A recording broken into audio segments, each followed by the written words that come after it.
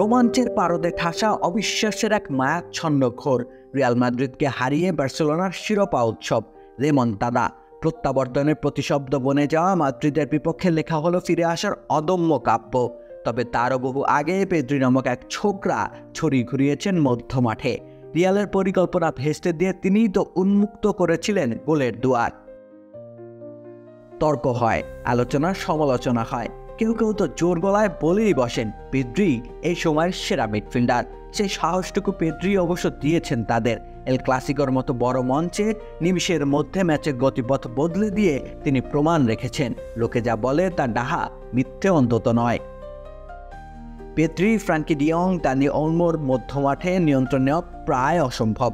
Real Madrid তাই মধ্যমাঠে লোকবল বাড়িয়ে খালি জায়গা কমানোর চেষ্টা করে প্রথম অর্ধের একেবারে শুরু থেকেই।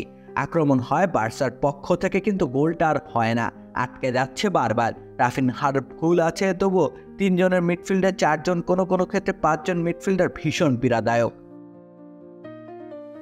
পাল্টা আক্রমণের সুযোগ পেয়ে রিয়াল অবশ্য তখন চলে যায় বার্সেলোনার গোলবারের দিকে, কিন্তু আক্রমণ নস্যাৎ হয়। বল চলে যায় পেদ্রির পায়ে, মুহূর্তের মধ্যে তিনি স্ক্যান করে নিলেন চারিপাশ। লম্বা বল বাড়িয়ে দিলেন লামিন ইয়ামালের দিকে।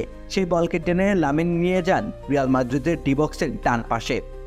তোমার কনকাই সিজন 2 কনকা, সবার জন্য আধুনিক প্রযুক্তি। রিয়ালের সেই ওভারলোড করা মিড তখন প্রায় শূন্য। রক্ষণের সবার নজর লামিনের দিকে। একটা লং বলে পুরো পরিকল্পনার ছক ঠুনকো তাসের ঘর।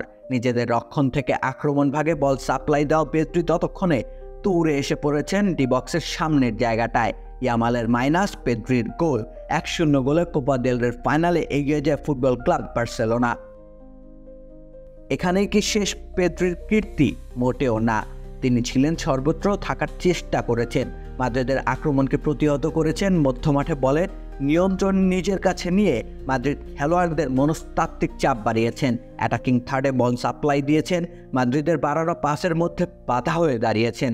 তার পক্ষে যা কিছু করা সম্ভব তিনি তাই করেছেন। শেষ অবধি শিরোপা উঁচিয়ে উৎসবও করেছেন পেদ্রি।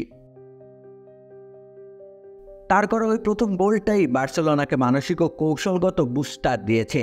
দিন শেষে হয়তো গোলের আলোচনা হবে, পরিসংখ্যান স্থায়ী হবে। যা কিছু সংখ্যা দিয়ে পরিমাপ করা যায় না, তা সবই একদিন সময়ের অদলে হারিয়ে যাবে।